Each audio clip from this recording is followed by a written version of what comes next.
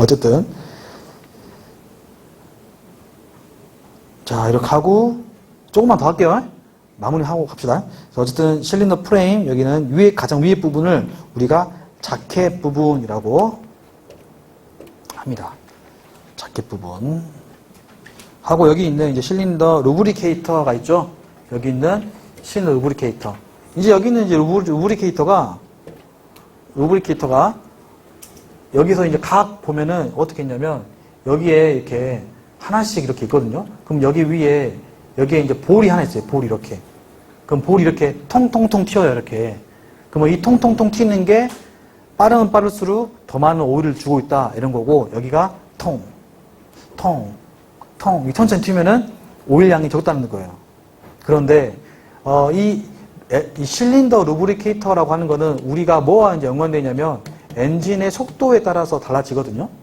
왜냐면 엔진의 속도가 빠를수록 우리가 그만큼 들어가는 연료량이 많아지잖아요. 그러면 연료량이 많아지니까 우리가 손바닥을 비벼도 빨리 비빌수록 열이 많이 발생하지 않습니까? 그러니까 열을 빼앗아 가고 마모가 커지니까 오일을 더 많이 넣어주기도 하고 그 다음에 연료유 안에 있는 황이 있지 않습니까? 황의 비율도 더 많아지지 않겠습니까? 그러니까 더 많이 산성화 되겠죠. 황 때문에. 그러니까 황 때문이라도 그 중화를 시키기 위해서 실린더 오일을 준단 말이에요. 그러니까 고속이 돼갈수록 속도가 높아갈수록 거기에 들어가는 오일량이 많아지겠죠.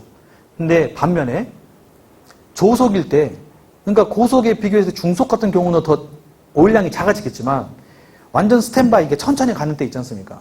그때에는 우리가 좋은 부식이라고 뒤에 배우겠지만 좋은 부식, 엔진이 속도가 낮아지면 또 황 때문에 거기에서 또 많은 그 부식이 일어나요. 황 때문에. 그러면 이 황이 조속일 때 많이 일어나는데 그거를 방지하고자 조속일 때도 윤활유를 많이 공급해줘요. 이해되세요? 조속일 때 좋은 부식이 일어난다. 이거 좋은 부식 나중에 설명해 줄게요. 지금은 좋은 부식만. 그러면 좋은 부식이 일어나는데 그 좋은 부식 때문에 윤활유를 더 많이 넣어준다. 그러니까 루브리케이터는 고속이 될수록 많이 넣어주고 또 완전 조속일 때도 윤활유 양이 많아진다.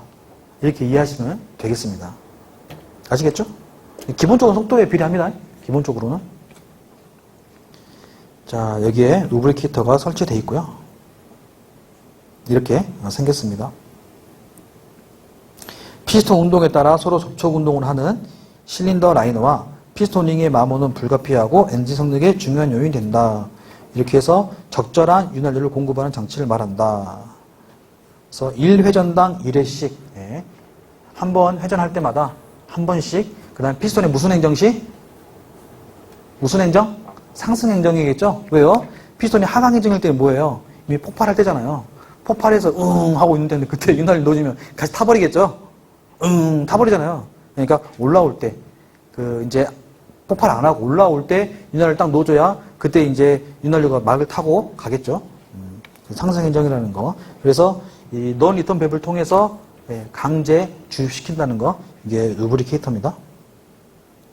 자, 퓨얼 펌프. 퓨얼 펌프는 우리가 연료를 넣어주는 펌프를 말하죠. 연료를 넣어주는 펌프를 말하는데 우리가 이제 펌프, 밸브 그 계통도 있어요. 그 계통도 뒤에 가서 이제 공부를 할 거고 이렇게 퓨얼 펌프가 있다. 그러면 여기 아래에 있는 퓨얼 펌프는 여기 있는 퓨얼 캠에 의해서 아까 캠 배웠잖아요. 캠에 의해서 이렇게 펌프가 주입이 된다. 이렇게 보시면 되겠습니다. 자, 실린더 라이너. 자, 피스톤의 왕복 운동을 안내하는 역할을 한다. 원통형 형상이고 상부에 실린더 오일 공급을 위한 홀이 있고 하부에는 에어 공급을 위한 소기공이 있다.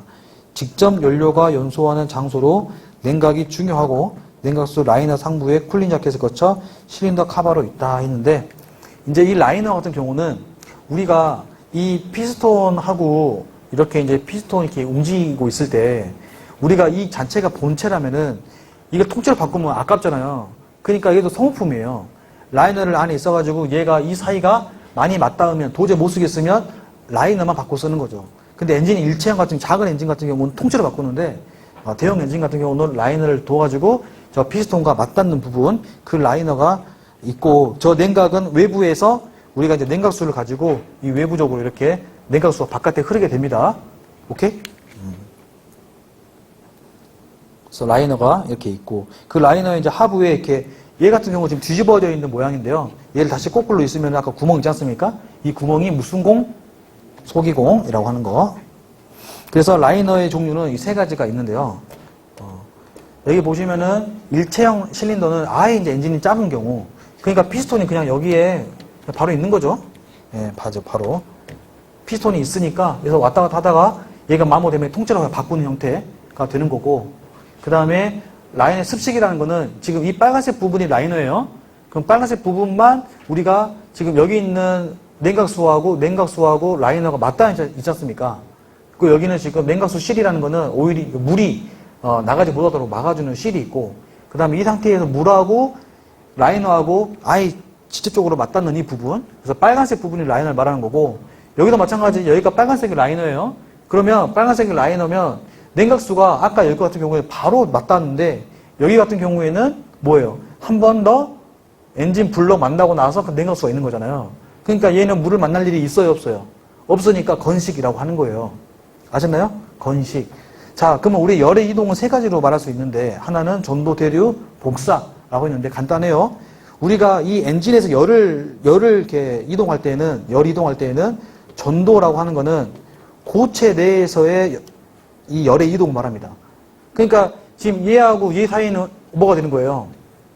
전도가 되는 거지 않습니까? 전도. 그러니까 건식 라이너에서는 우선 전도가 일어난다. 이런 맞는 말이 되겠죠. 이해되셨나요? 그 다음에 여기 일체형 실린더도 일단 열이 처음에 받아가지고 라이너가 이렇게 여기 어디에요? 여기. 이 부분. 이 쇳덩어리. 쇳덩어리 자체가 뭐예요? 고체잖아요. 고체를 통과해서 지금 냉각수를 가는 거니까 우선 전도가 되고 있는 중이죠. 전도 이해하셨어요? 전도는 고체끼리의 열의 이동입니다. 고체 내부에서. 그러면 대류는 뭐냐? 대류는 액체나 기체 내에서의 이동을 말하는 거예요. 액체나 기체 내에서.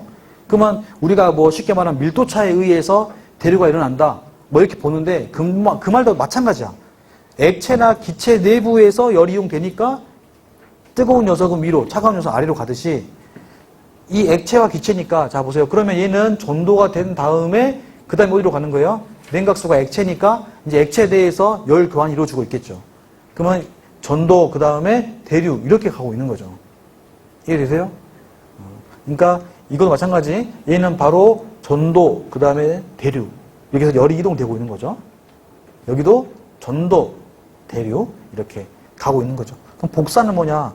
이것들 보고 우리가 열이 이동하는 매질이라고 하는데, 이 녀석은 매질이 있다 없다?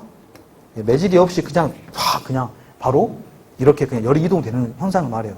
그래서 우리가 보온병 같은 경우에는 보온병을 만들 때 우리가 열을 이동시키면 안 되니까 이렇게 하나의 고체가 있고, 그 다음에 두 개를 만들죠. 두 개를 이렇게.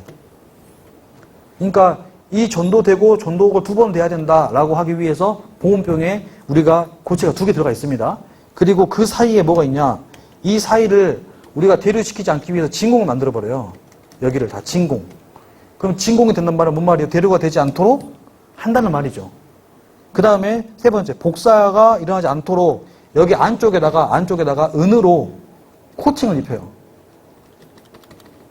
은 도금을 한단 말이에요. 보온병 안에다가. 그러니까 열어보면 은 자국이 있어. 다 은이야. 그게 뭐 때문에 그래요? 이 열이 갖고 있는 복사 에너지를 내보내지 않기 위해서 막은 거예요.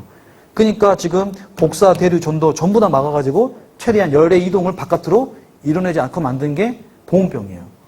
이해하셨죠? 이렇게 해서 어쨌든 간에 열을 안 하는 게 이거고, 세 가지가 있다. 여기까지 하고 다음 시간에 이어서 하겠습니다. 수고했습니다.